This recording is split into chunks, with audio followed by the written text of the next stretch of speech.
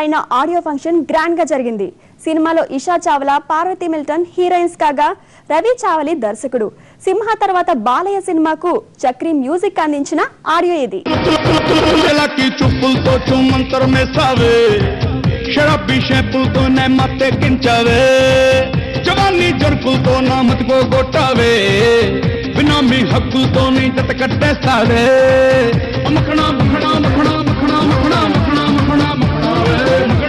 Fans లో ఉన్న following ని అన్ని దృష్టిలో పెట్టుకొని ఒక మంచి కథ తయారు చేశాం.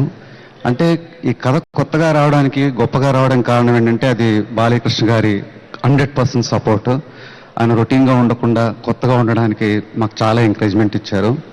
సో డెఫినెట్ గా అటు బాలయ్యబాబు గారు ఫ్యాన్స్, ప్రేక్షకులు ఈ సినిమాని ఎంజాయ్ చేస్తారు. అద్భుతంగా ఈ చిత్రానికి అన్ని కుదిరిని తప్పకుండా ఈ సినిమా అన్ని వర్గాల ప్రేక్షకుల్ని తప్పకుండా ఆకట్టుకుంటుందని, తప్పకుండా విజయం సాధిస్తుందని నాకు పూర్తి నమ్మకం ఉంది.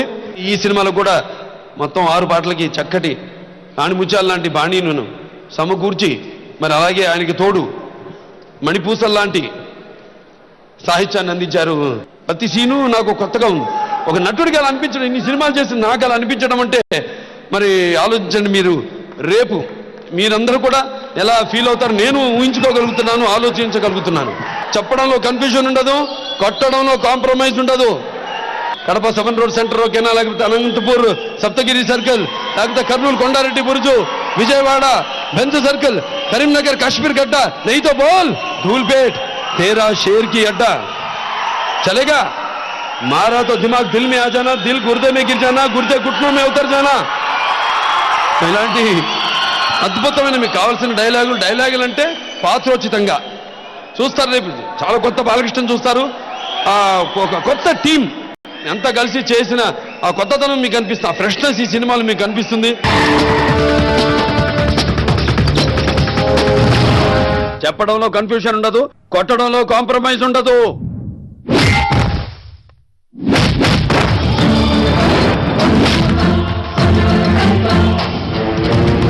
నువ్వు ట్రాన్స్ఫార్మర్ ని టచ్ చేసావు కొడక, మాడి బూడితే మసైపోతావు.